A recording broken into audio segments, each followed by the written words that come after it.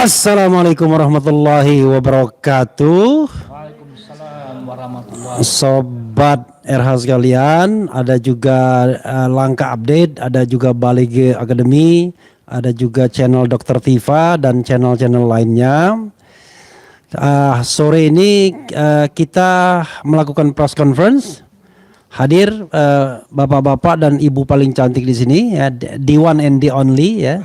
Ada Medi Juniarto, ada Dr. Tifa Uzatia Suma, ada Abdullah Al-Katiri, ada juga the one and the only Rismon Sianipar. Nah, saya lupa Pak Burhan, ya, Burhan siapa? Burhan?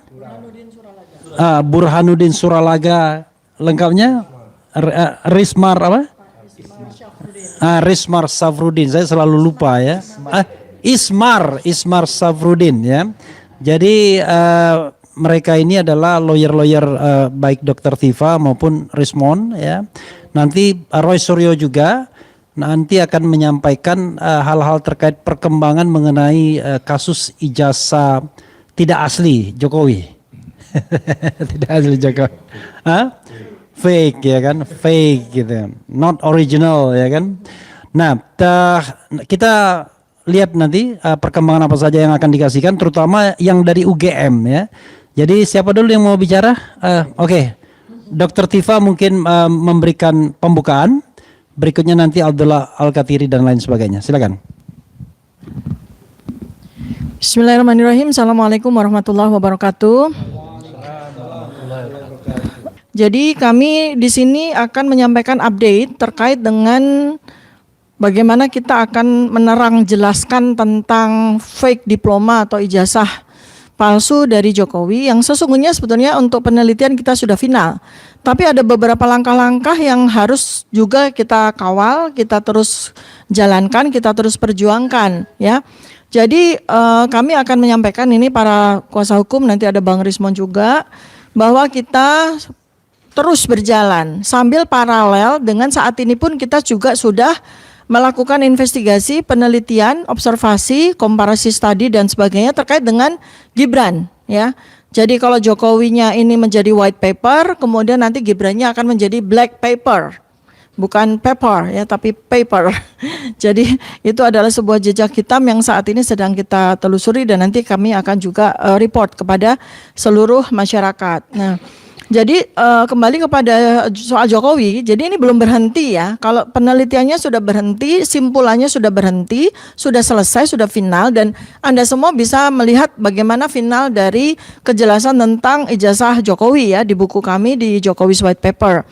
Nah, kemudian langkah-langkah yang sedang diambil oleh para kuasa hukum kami itu kurang lebih ada 3 klaster, ya. Jadi kita masih terus berjuang kepada klaster kepolisian, Mabes Polri, ya. Karena memang masih ada kejanggalan-kejanggalan yang itu prominent, ya, itu sangat penting, esensial terkait dengan kelanjutan dari gelar perkara yang saat ini kita juga masih belum terima, ya, belum terima dengan keputusan yang sangat janggal. Terutama terkait dengan dokumen-dokumen yang kami bertiga RRT itu dapatkan, ya, dokumen-dokumen pendukung dan ditambah lagi dengan konferensi pers atau pernyataan dari Rektor UGM Ova Emilia ini yang kami kembangkan terus, ya, dalam penelitian kami. Dan nanti tentang klaster Mabes kemudian sampai kepada Propam, Irwasum dan sebagainya akan disampaikan oleh Pak Abdullah Al-Katiri. Kemudian klaster yang kedua adalah kita juga terus, ya, memperjuangkan untuk bagaimana keterbukaan informasi publik itu menjadi sebuah ranah hak konstitusional dari warga negara Indonesia. Jadi legal standing kami RRT itu sangat jelas, ya.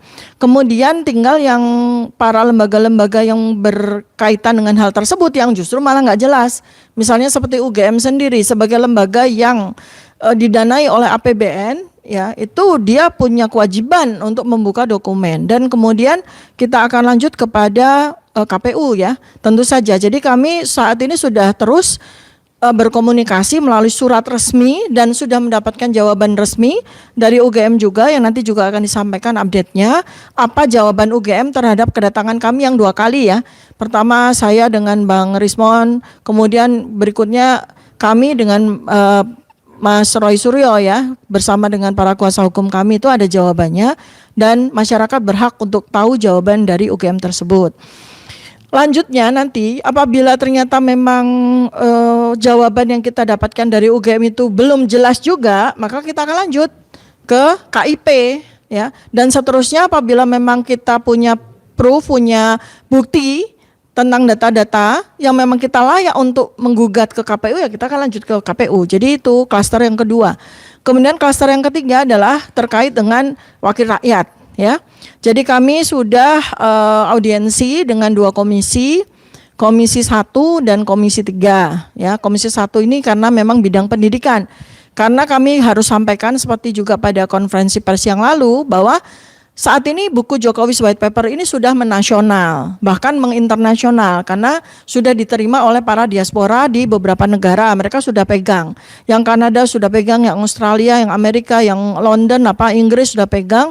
Jadi kan tidak lucu ya kalau Komisi 1 yang membawa bidang pendidikan malah tidak tahu. Dan kami juga sudah bekerja sama kurang lebih nanti 100 kota di mana ada para akademisi ya, para akademisi yang kami ajak untuk diskusi panel, membedah, dan kami juga sangat butuh masukan dari para akademisi-akademisi di seluruh Indonesia untuk mereka juga membantu mensosialisasikan penelitian kami, termasuk juga kami juga butuh masukan juga dari para akademisi-akademisi yang lain gitu ya.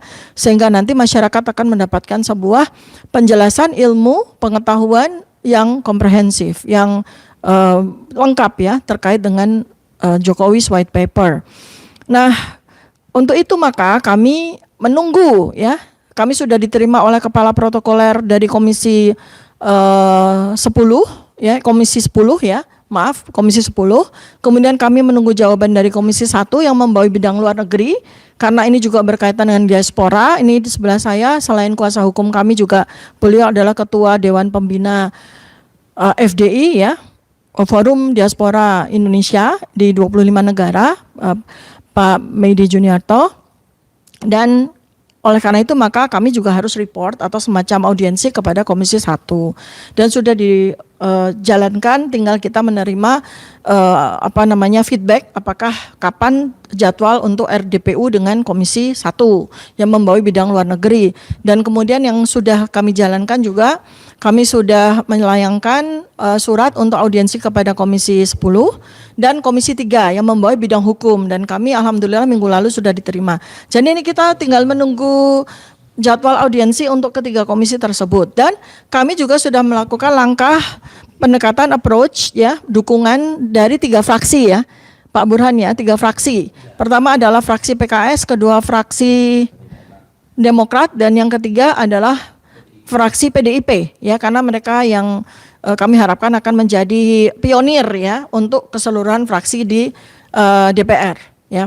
Jadi seperti itu kurang lebih, nanti secara lengkap surat-suratnya seperti apa, karena sekali lagi bahwa kita sangat menjunjung tinggi ya Undang-Undang Dasar 1945 pasal 28F dan Undang-Undang Keterbukaan Informasi Publik, di mana masyarakat seluruh Indonesia, 280 juta rakyat seluruh Indonesia itu berhak untuk tahu apa yang kami lakukan, tidak ada yang kami tutupi, dan lembaga-lembaga di mana kami bersurat, kami beraudiensi, dan kami bertemu, itu juga wajib untuk memberitahukan apa yang nanti akan menjadi area diskusi kita. Demikian dari saya, akan dilanjutkan dengan, baik, ke Bang Refli dulu.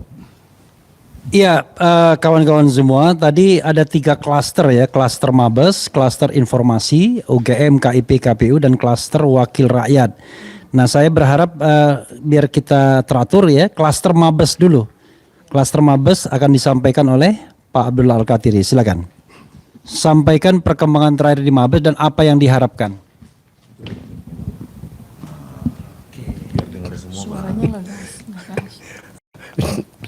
Bismillahirrahmanirrahim. Assalamualaikum warahmatullahi wabarakatuh. Ya, alhamdulillah Rabbil alamin ya, kita berkumpul lagi di sini hampir setiap hari kita menyuarakan dan mengupdate ya. Ya, ini yang update terakhir karena sehubungan dengan yang dikatakan Dr. Tifa tadi, yaitu dan Bang Refli tadi yang menyatakan ada beberapa yang mau diungkap, diantaranya klaster Mabes. Maksudnya beliau, kami sudah berkoordinasi dengan Propam, bisa kami katakan demikian. Awalnya kami menyurat, yang mana kami katakan bahwa kami tidak dapat terima hasil putusan dari gelar perkara yang kemarin. Iya, waktu itu kami tidak dapat terima, meskipun sudah dikatakan itu adalah putusan gelar, putusan bersama, bahkan melibatkan eksternal, yaitu DPR, Ombudsman, Kompolnas, Komnas HAM dan sebagainya. Tapi banyak kejanggalan dan sebagainya dalam gelar perkara yang kita tahu pada umumnya, karena kita para lawyer seperti Pak Burhan, Pak Ismar dan sebagainya ini udah terbiasa gelar perkara. Tidak seperti itu sebenarnya gelar perkara itu. Karena gelar perkara itu semua berbicara. Iya, satu hal lagi, kami sudah kirim surat bahwa kami tidak dapat terima kepada Propam, dan direspon terakhir oleh Propam. Sebelum respon terakhir itu, Propam mengatakan bahwa pengaduan kami itu dirujuk ke Wasidik. Kami akhirnya kirim keberatan kedua karena kami melaporkan surat keputusan yang ditandatangani oleh Karwasidik. Jadi kami bukan melaporkan penyidik maupun penyelidik, tapi melaporkan Karwasidik itu sendiri yang menandatangani surat itu. Masa yang menangani juga Wasidik, kami keberatan. Kirim surat kedua, yang terakhir akhirnya dijawab. Ya, kalau boleh saya bacakan sedikit, itu kami dapatkan surat 12 September 2025. Yang mana intinya merujuk yang saya katakan tadi, kan, dengan sehubungan saya bacakan agar tidak ada masalah kesalahpahaman, dan saya apa adanya saya bacakan langsung poin 2 karena tadi sudah saya bacakan rujukan. Sehubungan dengan rujukan di atas disampaikan kepada pelapor atau pengadu bahwa Pak Yanduan Div Propam Polri telah menindaklanjuti pengaduan pelapor atau pengadu dengan melimpahkan pengaduan tersebut ke Inspektorat Pengawasan Umum Polri untuk ditindaklanjuti. Jadi laporan kami ini dirujuk ke Irwasum. Iya, dan di sini membuktikan, mengkonfirmasi bahwa perkara yang ditangani oleh Barreskrim adalah belum selesai. Ya, belum selesai yang ditangani. Ini direspon, banyak pihak mengatakan sudah selesai, belum selesai. Karena yang di Barreskrim ini banyak kejanggalan seperti itu. Nah, kemudian yang kedua masalah UGM. UGM itu pada saat Eva Emilia menyatakan bahwa Ova Emilia yang menyatakan bahwa Jokowi itu masuk di perguruan tinggi itu melalui pintu sarjana muda. Itu jelas. Sebentar. Sebelum kembali beranjak kepada UGM, kita selesaikan dulu Mabes Polri. Siapa tahu ada dari lawyer yang mau menambahkan. Kita selesaikan dulu. Jangan berangkat dulu ke yang lain. Ya, tadi dari saya sampai di situ bahwa informasi kami mohon untuk diajukan audensi. Surat permohonan sudah kami buat untuk audensi di Irwasum, yaitu adalah pengawas tertinggi. Barangkali teman, kawan-kawan mungkin Isma. Barangkali. Terkait pelimpahan dari Propam ke Irwasum, kami sudah membuat surat untuk diadakan audiensi antara kita dengan Irwasum.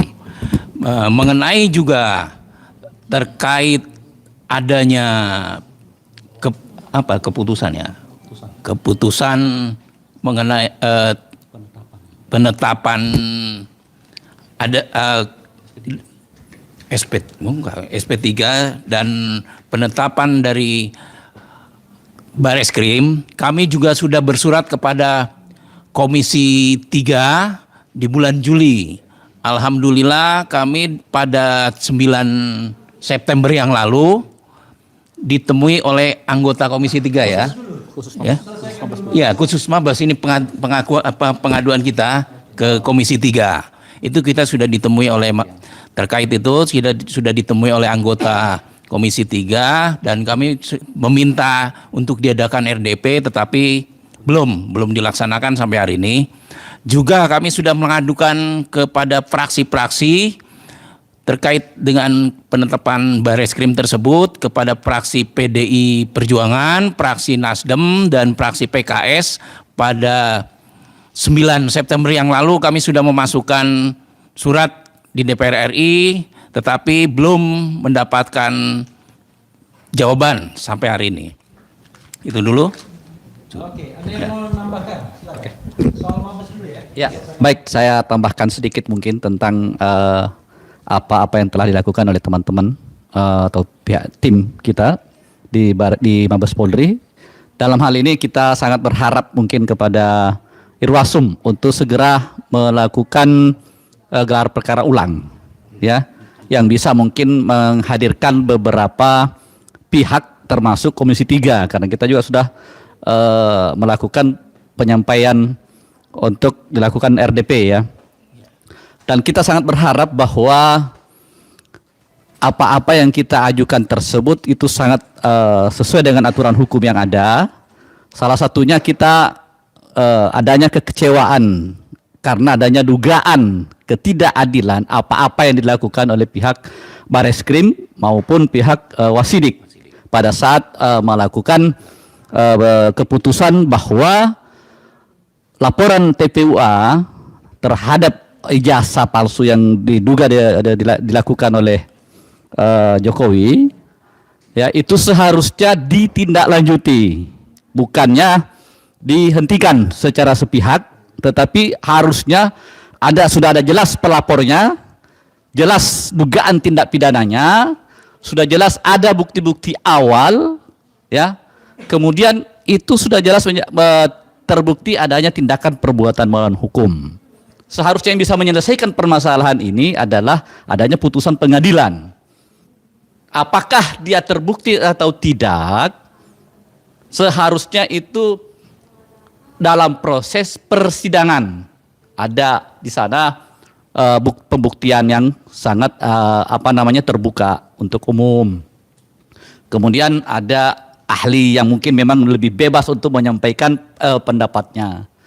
Ya, jadi sudah sangat jelas bahwa dugaan-dugaan kita ada atas adanya ketimpangan-ketimpangan yang dilakukan oleh Bareskrim dalam memutuskan bahwa permasalahan ini bukan tindak pidana dengan cara-cara yang tidak sesuai dengan aturan hukum yang ada, makanya kita akan terus berjuang sampai titik darah penghabisan, ya, sampai betul-betul penegakan hukum ini. Kita sangat berharap bahwa, dan dugaan kita juga sangat kuat bahwa setelah rezim PS atau Pak Prabowo Subianto ini ada kecenderungan harapan yang sangat bagus.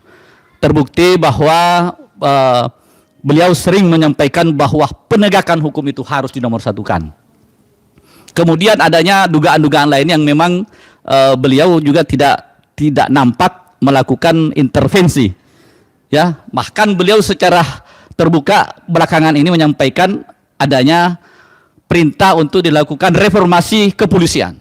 Jadi sangat kuat dugaan ini bagian daripada komitmen dan support daripada pemerintahan Prabowo Subianto untuk menegakkan, meluruskan pihak-pihak kepolisian yang diduga, ya, ada permasalahan-permasalahan yang termasuk untuk persoalan mengenai proses hukum kita ini, ya, termasuk masalah ijazah ini.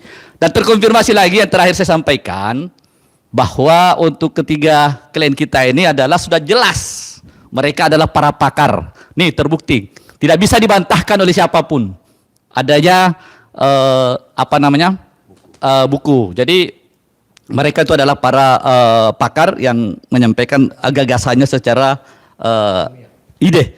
Jadi harus dibantah dengan ide, bukan dengan cara-cara penangkapan atau menakut-nakuti. Mungkin dari saya untuk sementara. Barakallahu fiik. Assalamualaikum warahmatullahi wabarakatuh. Ada yang mau nambahkan soal Mabes tadi? Sedikit yang di Ya. Oke. Iya.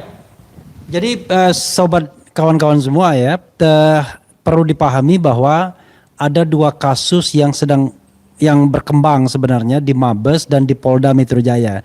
Saya cuma remind, bukan untuk kita tetapi untuk pemirsa biar mereka ingat bahwa di Mabes itu ada pengaduan dari TPUA yang kemudian di stop atas penyetopan tersebut, kemudian diprotes.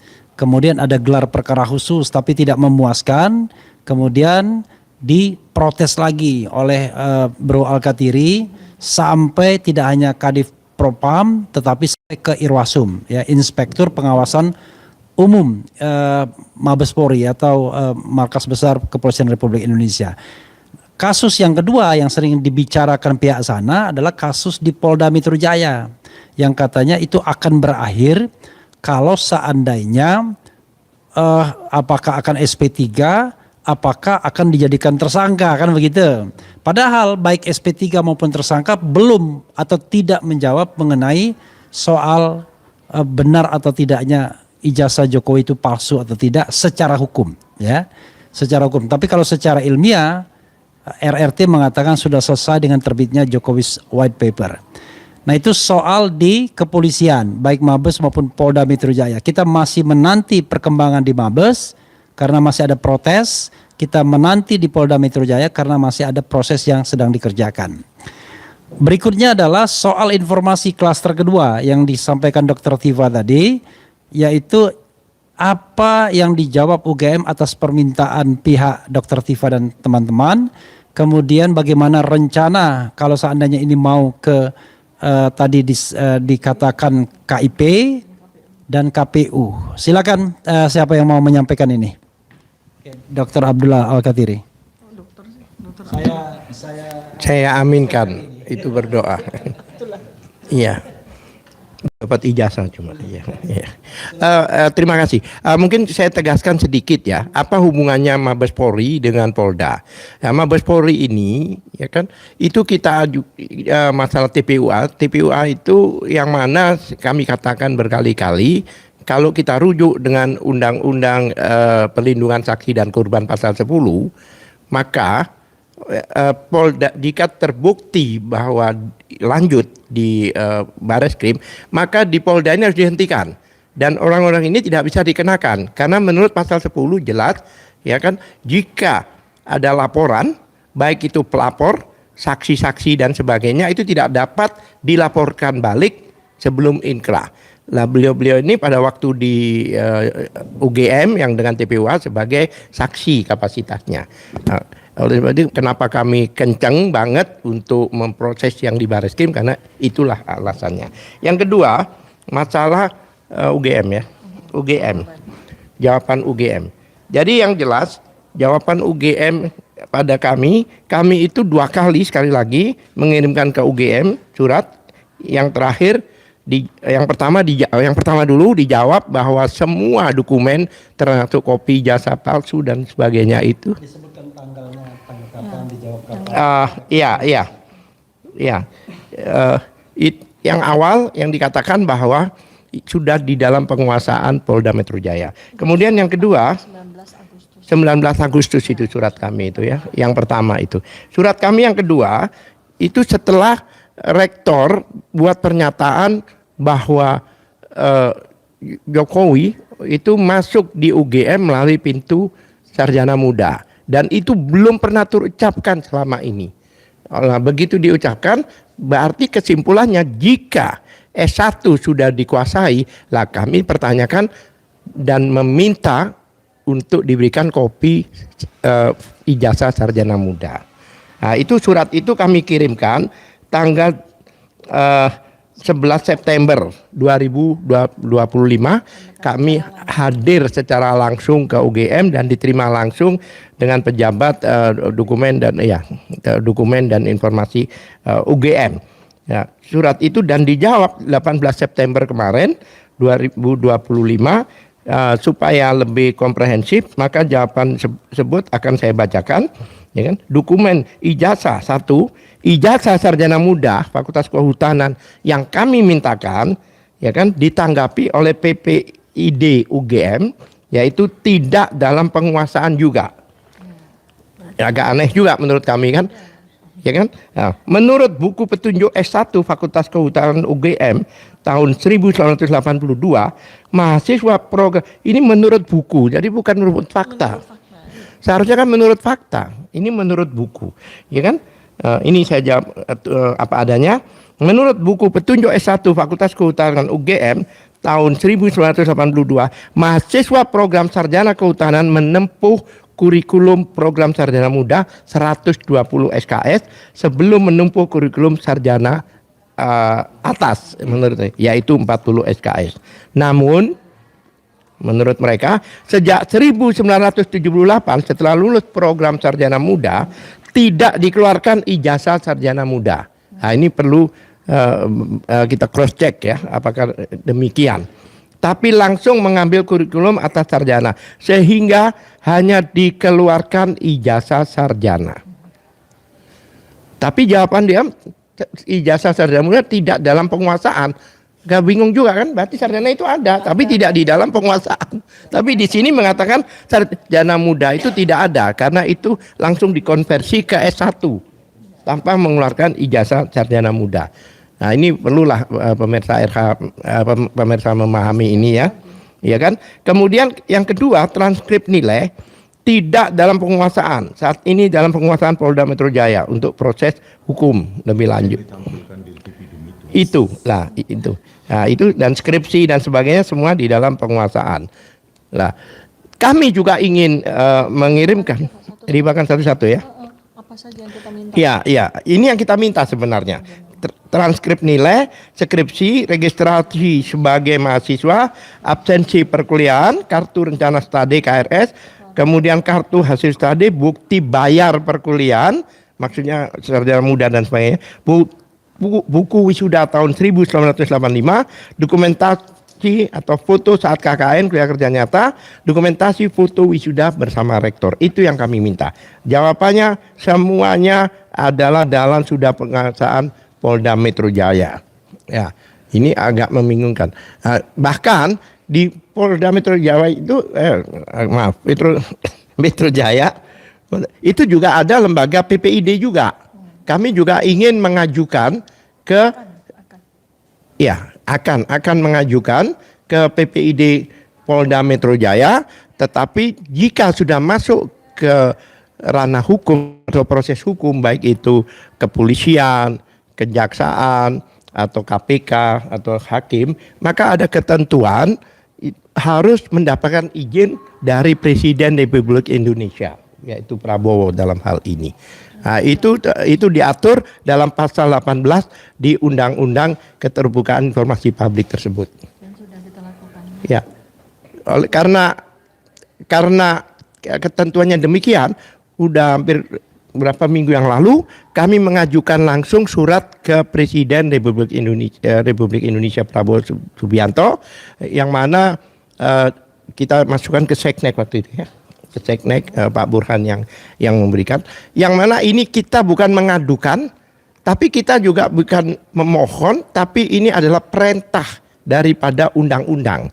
Oleh sebab itu Presiden, ya kan, karena di bawah undang-undang maka Presiden harus memberi izin untuk mendapatkan dokumen-dokumen dari Polda Metro Jaya. Seperti itu Bang Refli. Oke. Ada tambahan untuk UGM ini, Rismon. Wah, ini jagoan kita nih Rismon, Sianipar. Oke Bang, tanggapan saya minta satu-satu deh item-itemnya. Bentar ya pemirsa. Pakai password 12 digit kayaknya ini Bang. 16 Bang ya. Berarti kayak nilai hash ya. Oh ya. Oke, saya ingin menanggapi tanggapan. Nah, ini hebatnya kan, tanggapan PPID UGM kita tanggapi lagi, ya kan? Nah, dari tim hukum meminta informasi yaitu ijazah sarjana muda Fakultas Kehutanan tidak dalam penguasaan. Nah, tidak dalam penguasaan. Terus siapa yang menguasai? Harusnya tidak ada jawabannya kalau memang bukan tidak kalau tidak dalam penguasaan berarti ada tapi dikuasai orang lain.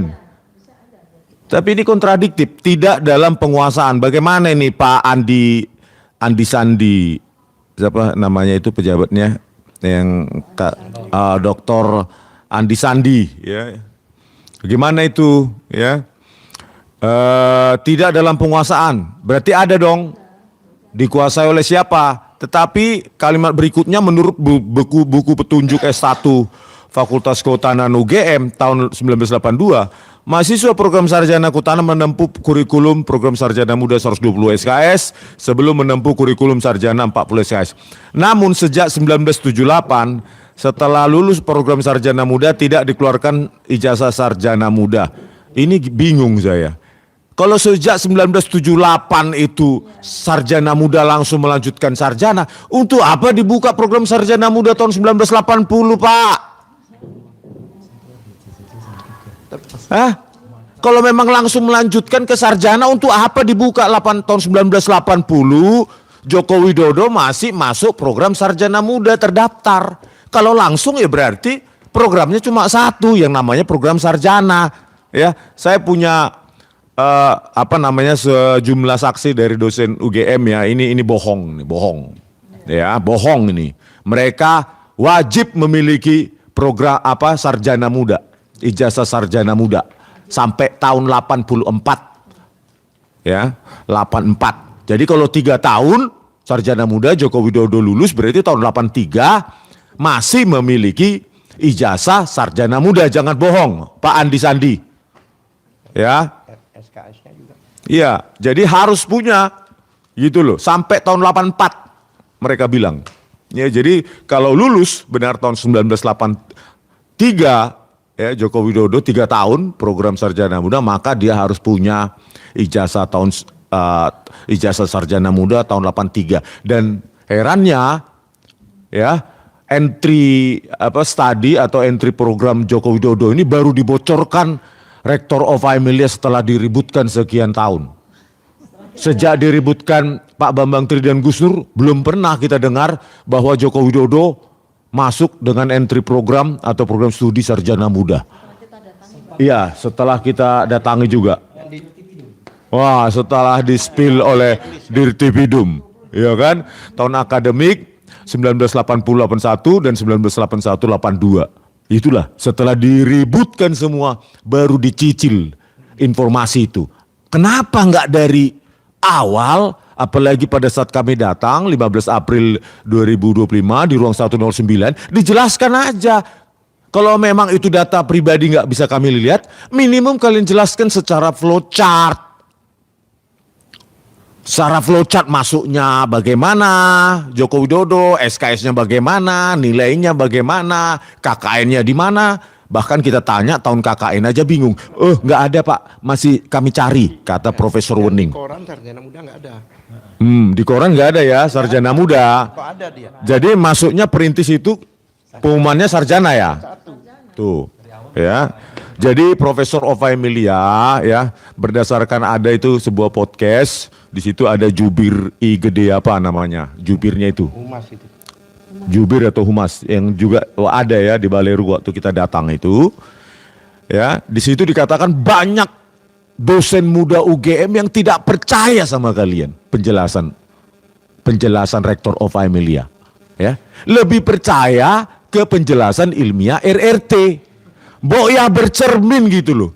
Bagaimana mungkin kalian bisa meyakinkan orang lain, halayak publik di Indonesia yang ratusan juta, yang 280 juta publik ini, orang ini, ya, kalian berharap dengan podcast internal kalian, ya, podcast internal kalian, berharap kalian 280 juta percaya, sementara dosen-dosen UGM, dosen-dosen muda terutama, kebanyakan gak percaya penjelasan kalian. Jangan berharap orang lain percaya kalau internal UGM aja banyak gak percaya.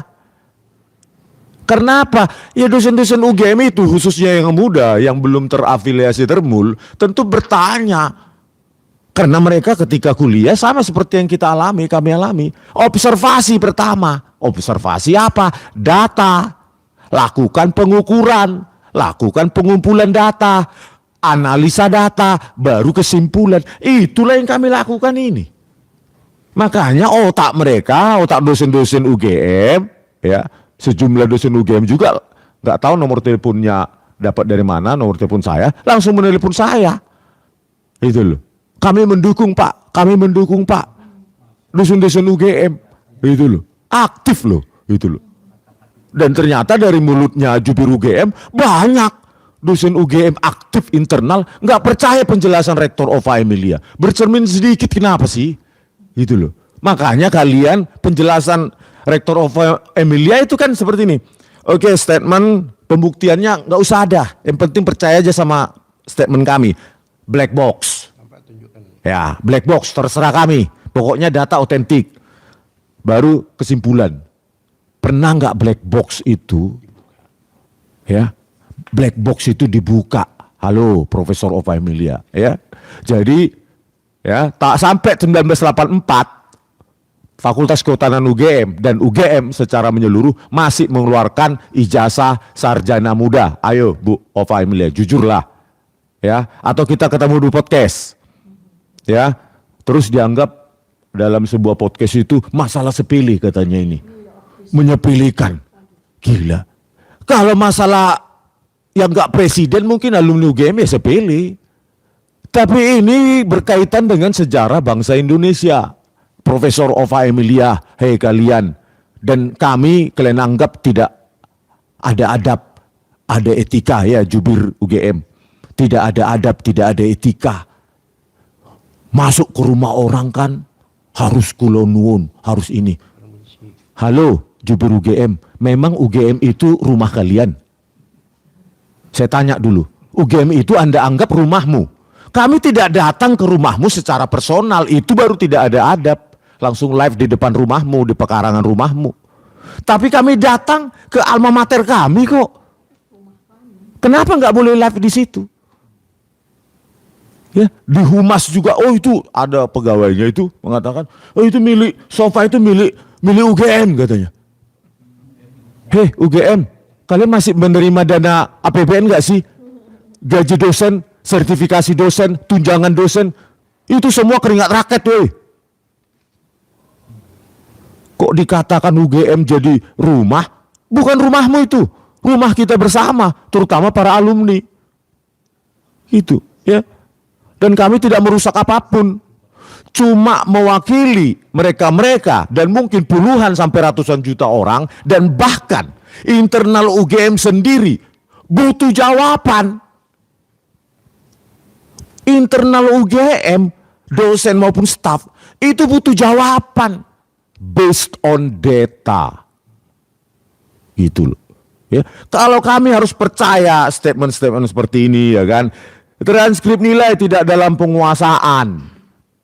Ya inilah yang ditunjukkan oleh Dirtipidum tanggal berapa itu? Tanggal 22 Mei 2025 kemarin. Ya. Tulisan tangan kayak ceker ayam. Tanpa stempel, tanpa tanda tangan otoritas fakultas, yaitu dekan maupun pembantu dekan. Orang disuruh harus percaya. Ya, dosen UGM aja melihat itu nggak mungkin percaya itu. Dosen UGM, makanya yakinkan dulu internal UGM baru mencoba untuk meyakinkan publik. Bagaimana mungkin kalian meyakinkan publik kalau kalian cuma bertanya dan menjawab sesama kalian? Seperti podcast arisan, kan gitu. Yang bertanya UGM, yang menjawab UGM. Kok sepengecut itu UGM? Bingung saya. Nggak outreaching, menggapai luar. Menjangkau dunia luar. Kok jadi seperti jago kandang? Tanpa menunjukkan data. Iya, tanpa data dan itu pun hanya internal UGM. Coba, ya. Nih transkrip nilai. Kita disuruh percaya. Skripsi apalagi? Waduh, ini udah data awal ini ya, data primer awal. Ya, sampai berdebat dengan Profesor Kuncoro juga saya tanya. Katanya punya ini dari ETD. Saya tanya di acara Rosi itu. Ada tidak lembar pengesahan penguji? Saya tidak baca, saya tidak lihat. Aduh Prof. Bu ya jujur dikit lah gitu. Bilang aja memang nggak ada. Nggak tahu kelingsep atau bagaimana atau jatuh atau bagaimana. Tapi kalau argumentasinya adalah, jawaban dari UGM adalah, atau siapapun yang perwakilan UGM mengatakan, ada ratusan skripsi UGM semacam itu. Halo. Ya. Dari swasta yang tidak kenal. Lembar pengesahan penguji ada tanda tangan. Kok kalian sama saja jawaban kalian adalah merendahkan UGM, bahkan lebih rendah daripada universitas swasta yang baru lahir. Kan itu jawaban kalian. Ada banyak kok, ratusan. Mungkin itu yang disita oleh Dirtipidum, Bareskrim atau Polda. Ada banyak skripsi di UGM ratusan yang nggak ada tanda tangan penguji. Kok jadi kalian yang merendahkan marwah institusi UGM? Padahal kami meninggikan. Kenapa kami menganggap tinggi? Ya karena tidak mungkin UGM selonggar itu mengumpulkan skripsi tanpa ada tanda tangan penguji. Bagi dosen-dosen yang pernah menjadi penguji, ya seperti saya sudah ribuan lah pengujian skripsi. Ya, yang pertama didapatkan mahasiswa adalah tanda tangan penguji, baru dia ke pembimbing. Karena yang bertanggung jawab terhadap naskah akademik tersebut, yang paling bertanggung jawab adalah penguji. Makanya porsi persentase nilai dari penguji itu lebih besar daripada pembimbing skripsi. Ya, di situ aja mesti diajari, kan nggak mungkin Profesor Ova Emilia. Ya, terus registrasi sebagai mahasiswa. Tidak dalam penguasaan, ya inilah yang ditampilkan oleh Polda Metro Jaya, Dirtipidum ya 22 Mei 2025 kemarin. Absensi perkuliahan, KRS, KHS, bukti bayar perkuliahan, buku wisuda tahun 1985. Iya, kalau terutama ini buku wisuda tahun 1985, tentu di sana ya harus ada keterangan, nggak mungkin sekilap itu UGM. Kalau ada bukti wisuda di lembaran yang ada Joko Widodonya, maka di situ akan dituliskan program sarjana muda, program sarjana. Tentu itu ada identitas itu, program magister, karena tahun segitu pun sudah ada program magister di UGM. Gitu loh. Maka harus ada identifikasi jenis program yang diikuti, gitu loh. Ya. Oke, begitu aja penjelasan saya ya. Jangan berharap, intinya begitu. Jangan berharap UGM bisa meyakinkan publik kalau kalian sendiri tidak bisa meyakinkan dosen-dosen UGM di dalam atau di internal UGM. Itu sia-sia. Ya, Profesor Ova Emilia, jangan anggap ini masalah sepele, karena bagi Anda itu sepele, karena mungkin Anda tersandera kasus 29 miliar, tapi bagi rakyat kebanyakan ini masalah serius. Oke, begitu Bang Refli, saya kembalikan. Iya, saudara sekalian, karena ada musik buat Mas Roy yang baru datang, jadi di press conference soal perkembangan ijazah yang tidak asli. Jadi ada 3 klaster tadi yang disebutkan. Soal klaster pertama adalah soal Mabes Polri. Klaster kedua soal menggali informasi dari UGM, kemungkinan dari KIP atau KPU. Nah, klaster ketiga bicara mengenai upaya ke DPR tadi, itu clustering yang dilakukan oleh Dr. Tifa. Tapi kalau soal ijazah Gibran jangan disampaikan dulu Mas Roy. Nanti ada babak kedua, nanti Mas Roy respon sama Dr. Tifa bertiga, trio RRT untuk menguak 3 takdir. 3 menguak takdir. Silakan ditambahkan mengenai kalau fokus untuk UGM ini, UGM dan KPU atau KIP. Silakan. Ya, bismillahirrahmanirrahim. Ya, mohon maaf saya memang barusan saja bisa sampai di sini.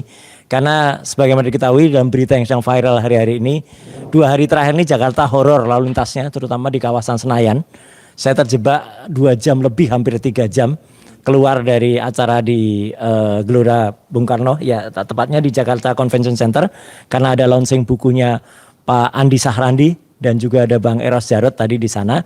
Keluar dari sana stack, ya akhirnya alhamdulillah saya bisa keluar jalan kecil dan kemudian tembus Sudirman, kemudian putar sampai Casablanca, muter lagi baru sampai sini. Tapi ada perkembangan menarik. Allah memang selalu memberi jalan. Ya, di tempat tadi, di tempat pameran buku, yang sebenarnya pameran buku itu jarang ketemu. Saya kebetulan ketemu dengan orang dari KIP DKI. Ya, Pak Lukman Hakim Arifin. Ya, dan alhamdulillah beliau langsung, Mas, nanti kita bantu data-data dari KIP DKI. Ya, jadi artinya ini alhamdulillah kita ketemu dan nanti dari KIP DKI yang suratnya ada, secara resmi ada, tapi secara personal nanti akan kita dorong. Ada hal lain yang sedikit menarik ya, Bang Refli dan juga Bang Pak Abdul Al-Katiri ya. Kemarin itu ada, ini saya kira karma mulai berlangsung ya. Kemarin ada acara yang diselenggarakan oleh Kagama Pusat di Auditorium Abdul Rahman Saleh RRI. Acaranya namanya Indonesia Merdeka AI ya gitu. Pembicaranya hebat-hebat. Ada Erlangga Hartarto, ada Nesar Patria, ada Ova Emilia, ada Wening. Auditorium isinya sekitar harusnya itu jumlah kursinya itu lebih dari 500 atau 600 bahkan mungkin bisa 700 orang. Alhamdulillah hanya berisi kurang lebih 80 orang. Kagama UGM menyelenggarakan acara besar seperti ini sepi. Ya, sepi acaranya. Ya. Dan yang paling menarik, kemarin ada salah satu sahabat kita kemudian ketemu ketemu Bu Rektor ya, Bu Ova Amelia, dan meskipun itu secara didadak ya Bang Rismon, tapi Bu Ova diajak podcast oleh Michael Sinaga. Dia ya siap. Jadi kita tunggu nanti ya, kalau jadi podcast benar, kalau berani ya gitu, kita akan undang juga Bang Rismon, saya gitu ya, untuk ngajak Bu Ova Emilia untuk podcast ya bersama. Nih saya nggak bohong ya, saya nggak omon-omon. Buktinya orang yang ada di dalam hadir kemarin tuh cuman segelintir ekor segini nih, ya gitu. Dari ruang yang sangat luas, isinya cuman nggak lebih dari 80 orang, ya. Padahal nih sedih saya, selaku anggota keagama saya melihat kayak gini, dan dulu pernah menjadi Dewan Pakar Keagama, melihat acara resmi kayak gini kok kasihan sekali Mas Refli. Jadi ini akibat dari itu tadi yang ceritakan Bang Resmon. Mulai ketidakpercayaan ya internal UGM sendiri terhadap acaranya sendiri. Jadi kita tetap jalan teman-teman, dan kalau ada yang mengatakan tuh udah kehabisan akal untuk mengejar-ngejar ijazahnya Jowi, sama sekali enggak. Kita justru masuk ke syarat-syarat yang sangat-sangat telak sekarang ya, mulai muncul di Komisi Indonesia KPUD DKI, kemudian juga ke Komisi Informasi DKI dan juga ke tempat-tempat lain. Jadi insya Allah tunggu saja beberapa data-data krusial yang akan kita lakukan, meskipun kita sedang juga mencari, atau bukan mencari ya, sebenarnya kita sudah menemukan. Kemarin jawaban dari Pak Menteri melalui WA ke saya itu sebenarnya luar biasa bagus sekali ya gitu. Jadi cuman sebaiknya memang Bang Respon kita juga semuanya akan melakukan prosedur surat. Jadi surat resmi kita masukkan, terus kita tunggu karena Pak Menteri udah akan berjanji akan menerima kita juga. Ya gitu. Jadi kalau itu diterima bagus, untuk anaknya juga akan kita proses, tapi bapaknya juga tetap kita lakukan. Dan terima kasih sekali lagi semuanya untuk yang sudah membaca, membeli buku Jokowi White Paper. Saya kira itu aja dulu Bang Refli yang bisa saya sampaikan. Terima kasih. Iya, kita sudahi dulu ya klaster kedua, bicara mengenai penggalian informasi. Nah ini klaster terakhir, ada tambahan. KPU silakan. Ada tambahan untuk klaster kedua nih. Terima kasih, kami lanjutkan. Memang belum disinggung soal KPU, bahwa 3 KPU kami mengajukan permintaan untuk ijazah dan data-data, yaitu KPU Surakarta, Jakarta dan Pusat. Tetapi yang menjawab pada kami tanggal 22 September adalah Komisi Pemilihan Umum Provinsi Daerah Khusus Jakarta, DKI. DKI. Yang mana di dalam ini suratnya ya. Ya, yang saya agak heran kemarin ketentuan KPU nomor 73125 itu kan dibatalkan. Tetapi di dalam surat menjawab kami itu menggunakan rujukan-rujukan yang digunakan di surat keputusan yang dibatalkan itu gitu loh. Tapi di sini tetap bertahan bahwa menyatakan bahwa data itu tetap data pribadi. Ini menunjuk pasal 17 H khususnya, ya kan 17 ayat 1H itu yang mengatakan bahwa data-data itu adalah data tertutup ya, terbuka tanpa menyinggung pasal 18-nya. Lah ini kan menarik, makanya saya katakan masa KPU sebagai suatu lembaga yang tertinggi termasuk di negara ini dan dipercaya untuk menangani masalah pemilu dan sebagainya di Indonesia ini tidak paham membaca undang-undang, jadi parsial undang-undang di situ. Bahkan kemarin di dalam pencabutan atau pembatalan keputusan KPU yang nomor 731 itu dia hanya merujuk pada dapat dibuka asal mendapatkan izin dari yang bersangkutan. Dia hanya menggunakan satu klausula itu. Padahal di dalam ketentuan pasal 18 ayat 2 itu ada dua ketentuan. Selain itu, dan itu adalah ketentuan alternatif, bukan apa iya dengan kumulatif dari kemarin. Itu alternatif atau gitu di situ. Nah, di situ satu atas yang A itu atas persetujuan, yang B-nya menyatakan jika digunakan untuk jabatan publik itu harus dibuka. Itu tidak disinggung. Ada pada pasal 18 itu. Iya, tapi tidak di dalam pencabutan kemarin waktu di konvensi pers itu seolah-olah hanya satu itu aja persyaratannya. Nah, itu diantaranya. Kalau boleh saya bacakan sedikit ya, karena ini penting apa adanya jawaban dari KPU itu. Di sini substansinya aja ya. Berdasarkan hal sebagaimana tersebut di atas, sampaikan hal-hal sebagai berikut. Berdasarkan pasal 17 huruf H Undang-Undang nomor 14 tahun 2008 tentang keterbukaan informasi publik dan peraturan KPU nomor 22 tahun 2000 tentang pengelolaan data pelayanan informasi publik di Komisi Pemilihan Umum, Komisi Pemilihan Umum Provinsi dan Komisi Pemilihan Umum Kabupaten Kota sebagaimana telah diubah dengan peraturan KPU nomor 11 tahun 2024, dokumen pendaftaran calon berupa ijazah merupakan informasi publik yang dikecualikan karena kandungan informasi dalam ijazah tersebut merupakan rahasia pribadi yang berisi kegiatan satuan pendidikan formal dan informal seseorang. Itu memang disebutkan di 17H itu. Tapi di sini tidak menyinggung pasal 18-nya. Nah, kemudian dia juga merujuk ke peraturan KPU nomor 22 tahun 2023 itu bahkan itu menyebutkan dua hal itu. Yaitu khususnya pasal 17.6 itu menyebutkan dua hal itu, yaitu atas izin dan atas jika itu digunakan sebagai persyaratan jabatan publik. Saya bingung juga. Terus merujuk ke yang lain-lain, pada intinya prinsipnya jika bertentangan dengan undang-undang, keputusan KPU apapun juga, PKPU dan sebagainya itu batal demi hukum. Udah tidak bisa secara hierarkis perundang-undangan.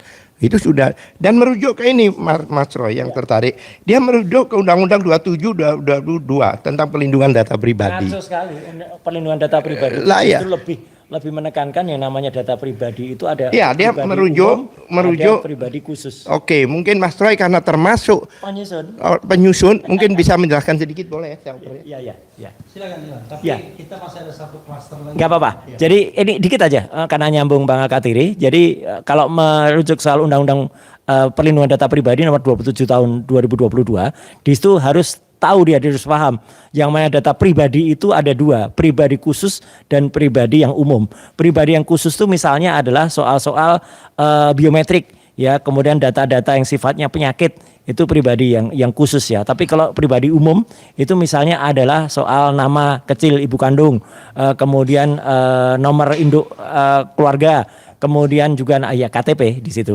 Kemudian misalnya ada agama yang orang ingin agamanya disembunyikan. Nah itu nama lengkap, jenis kelamin, keluarga negara, agama dan lain sebagainya. Jadi ada yang khusus, ada yang umum. Ijazah sama sekali tidak termasuk di situ. Saya termasuk yang menyusun itu dan itu ada di naskah akademiknya. Saya kira jelas banget Pak Al-Katiri. Monggo. Oke, saya tambahkan. Jadi intinya saya heran juga bagaimana dia merujuk ke undang-undang yang mana tidak membahas soal ijazah. Ini kan menarik. Oleh sebab itu ya ini surat ini kami akan respon, tetapi kami menunggu untuk dari KPU pusat. Karena ini baru KPU daerah, ya dugaan kami ini test the water. Ingin tahu jawaban kita seperti apa. Jadi kami tidak akan merespon surat dari ini sebelum kami mendapatkan jawaban resmi dari KPU pusat. Pak Ismar mungkin ada tambahan dikit. Ya. Baik, saya tambahkan sedikit tentang bagaimana perjalanan kasus kita, khususnya klaster masuk mengenai GUM dan KPU ya. Bagaimana tanggapan mereka terhadap surat kita? Ternyata terlihat sangat jelas adanya ketidakkonsistenan di antara mereka tentang jawaban-jawaban mereka terhadap permasalahan penjelasan terhadap ijazah ini. Ya baik maupun dari pihak UGM dalam hal ini diwakili oleh rektor, sangat jelas ya harusnya pihak penyidik sebagai aparatur negara yang ditunjuk untuk menangani persoalan seperti ini, yang sebagaimana kita sudah sama-sama berpengalaman menangani kasus, harusnya ketika ada laporan masuk kemudian penyidik itu hal utama bagi dia itu adalah mencurigai seseorang yang dilaporkan. Ya, bukannya menjadi pembelanya gitu. Ya, sebagaimana jelas bahwa kalau kita runut dari awal, melihat mungkin bisa direkonstruksi secara psikologis bagaimana terlapor tersebut. Oh, ternyata dia adalah sering melakukan kebohongan-kebohongan. Itu tidak terbantahkan oleh siapapun. Jelas. Kemudian orang-orangnya ketika menyampaikan suatu pendapat sangat jelas bahwa mereka itu adalah orang-orang yang tidak bebas menyampaikan pendapatnya. Ya, ada beberapa hal terindikasi bahwa mereka ada tersandera, baik masalah kasus maupun dia diangkat oleh presiden karena undang-undangnya udah dirubah gitu loh. Ya, demikian pula apa yang terjadi kita dengar tadi dari teman-teman dari KPU yang sangat-sangat tidak konsisten. Jelas-jelas bahwa adanya penyelundupan hukum dari mereka, sangat mengetahui, anak kecil pun mungkin yang sedikit bisa membaca selama ini sudah tahu bahwa seorang presiden atau pejabat negara itu harus rela siap untuk terbuka untuk apapun mengenai terhadap dirinya, termasuk masalah ijazahnya. Siapa yang mau dipimpin oleh seorang presiden yang tidak jelas ijazahnya, apalagi kalau sudah kuat dugaan. Ya, maka itu akan terulang kembali. Karena apa? Dia merasa bebas. Mau melakukan kejahatan tidak terdeteksi dan dilindungi oleh orang-orang selama ini, akhirnya kan kuat dugaan bahwa diikuti oleh orang lain dan itu orang dekatnya juga. Nanti kita itu akan bahas tersendiri.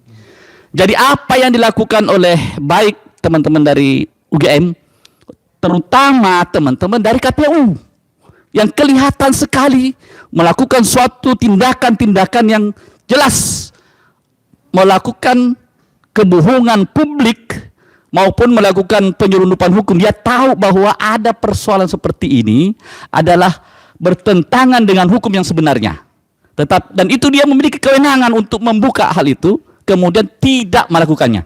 Nah, hal-hal ini kita juga akan melakukan tindakan langkah-langkah hukum. Yang ini kita sudah bersurat ini, ya sudah dijawab oleh mereka, sudah menjadi suatu bukti awal bahwa mereka melakukan suatu tindakan tidak sesuai dengan aturan hukum yang ada. Maka untuk masalah ini kita akan mungkin menindaklanjutinya ke KIP ya, untuk dilakukan persidangan, ya pelaporan terhadap mereka. Kemudian untuk persoalan ini pidananya kita sesegera mungkin ya meminta kepada para aparatur negara untuk betul-betul menegakkan hukum.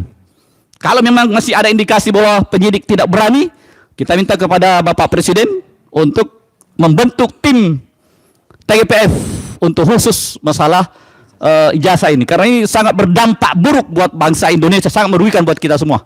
Ya, jadi kita dari tim hukum insya Allah tidak akan pernah gentar untuk sampai kapanpun kita akan meminta untuk penegakan hukum terhadap kasus ini. Demikian dari saya. Barakallahu fiik. Terima kasih. Langsung.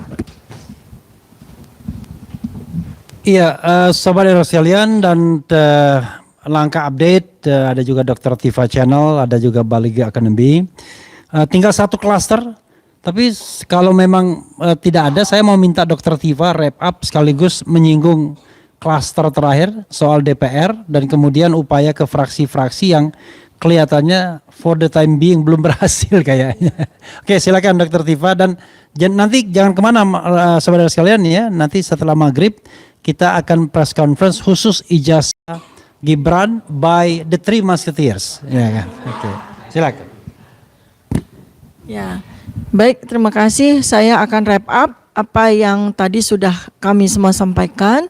Pertama adalah dari sisi hukum, kita akan terus ya bersama dengan tim kuasa hukum kami, tim pembela penegak keadilan dan tim kami, kuasa hukum kami, maka kita akan terus mengejar persoalan kejanggalan-kejanggalan dari hasil gelar perkara khusus. Kita akan terus kejar, dan ini sudah dinotis oleh Irwasum sehingga kita berbesar hati untuk ini nanti akan menjadi sebuah masalah, dan kami juga sudah melakukan pengiriman surat kepada Presiden Prabowo Subianto terkait dengan permohonan izin untuk membuka dokumen, dari mana itu semua juga sudah sesuai dengan undang-undang. Dan kemudian juga kami akan terus membuka dokumen-dokumen yang sudah disampaikan oleh pihak UGM, ya, karena ini juga sekali lagi ketika kami bersurat, kemudian kami mendapatkan jawaban surat, justru malah menambah lagi kejanggalan-kejanggalan. Dan perlu saya tambahkan ya, pada saat kami ke Jogja dengan Mas Roy dan beberapa tim kuasa hukum kami, tidak saja kami mendapatkan dukungan dari Civitas Akademika di UGM level internal, kami juga mendapatkan dukungan yang luas sekali dari mahasiswa-mahasiswa. Dan kami yang sangat kami bahagia adalah kami bertemu dengan simpul-simpul para alumni UGM di luar dari keluarga alumni Gajah Mada atau Kagama, di mana mereka hadir pada acara bedah buku bersama dengan kami, dan kemudian mereka juga lanjut diskusi dengan kami sampai jauh malam. Mereka itu ada yang merupakan simpul keluarga alumni UGM, kemudian rel agama, kemudian keluarga alumni magister dan doktor UGM, dan mereka menyatakan bahwa sesungguhnya saat ini sebagian besar dari Civitas Akademika dan sebagian besar dari alumni UGM sama dengan keyakinan kami. Mereka mempercayai hasil penelitian kami bahwa Jokowi's dokumen itu adalah fake. Ya, jadi itu. Dan mereka juga menyatakan bahwa kami diminta untuk terus berbesar hati karena yang saat ini masih melindungi soal kepalsuan dari dokumen itu hanyalah oknum UGM. Pihak internal UGM yang tidak mewakili dari seluruh Civitas Akademika. Dan yang terakhir adalah bagaimana kami mengadvokasi persoalan ini kepada wakil rakyat, yaitu kepada Komisi 1, Komisi 3, dan Komisi 10, serta beberapa fraksi. Kami masih sangat berpengharapan positif ya, karena pada saat kami berkunjung, beraudiensi, dan mengirim surat kepada alamat-alamat tersebut, kami diterima dengan baik. Bahkan khusus untuk Komisi 3, kami bahkan berdiskusi di ruang VIP ya, dan diterima oleh para staf ahli. Jadi insya Allah mudah-mudahan juga nanti Ketua Komisi 3 yang selama ini kelihatan skeptikal atau kelihatan mendegradasi kepentingan dari pembongkaran dari ijazah Jokowi ini akan terbuka. Dan mudah-mudahan juga nanti kami mengharapkan semua anggota DPR, wakil rakyat 575 wakil rakyat akan menerima bingkisan berupa buku Jokowi's White Paper. Demikian yang bisa kami sampaikan. Oh ya, baik. Ada Tambahan saja, ya. Ini nanti tinggal kami tindak lanjuti. Alhamdulillah hari Kamis yang lalu saya secara pribadi ketemu langsung dengan Ketua Komisi 10 ya, Bu Heviati ya, meskipun itu tidak langsung, tapi ketika ketemu di serah terima Menteri Pemuda dan Olahraga, beliau langsung yang apa, Mas suratnya nanti kita bahas ya. Ya, berarti kan sudah ada janji. Ya kita tunggu ya Ketua Komisi 10 untuk segera menindaklanjuti. Kalau perlu kita ingatkan lagi, saya memang selalu melakukan komunikasi-komunikasi untuk membantu. Jadi resmi ada, personalnya pasti ada karena kita butuh etika dan unggah-ungguh ya. Kayak kemarin dengan Pak Menteri Dikdasmen saya juga lakukan kontak langsung, ini dengan Ketua Komisi 10 kontak langsung, tadi dengan KIP DKI juga ketemu kontak langsung. Jadi ya moga-moga semua itu akan berjalan dan dengan doa dari seluruh rakyat Indonesia yang bersama kita. Terima kasih, itu tambahannya. Ada lagi? Oke. Ya, kawan-kawan semua di channel RH, di channel Dr. Tifa, Langkah Update, kemudian Balegi Academy dan lain sebagainya. Itu tadi press conference mengenai perkembangan soal ijazah ya. Tadi sudah dikatakan walaupun secara akademik selesai dengan terbitnya Jokowi's White Paper, tetapi tentu ada kasus-kasus, ada proses yang memang belum selesai. Terlebih adalah kepastian hukum bahwa ijazah itu memang benar-benar asli atau tidak asli kan. Kita punya hasil akademik yang mengatakan tidak asli, tetapi kita tunggulah nanti bagaimana putusan hukum selanjutnya. Jangan lupa saudara sekalian, setelah maghrib nanti sekitar pukul 18.30 ya. Dr. Tifa, Mas Roy dan Rizwan Sianipar akan press conference terkait dengan ijazah. Kalau ini tidak hanya ijazah, riwayat pendidikan, jauh lebih banyak riwayat pendidikan wakil presiden kita. Dan ini isu yang juga harus diselesaikan secara akademik juga, secara ilmiah, karena ini fakta tidak hanya opini ya. Itu saja. Wassalamualaikum warahmatullahi wabarakatuh.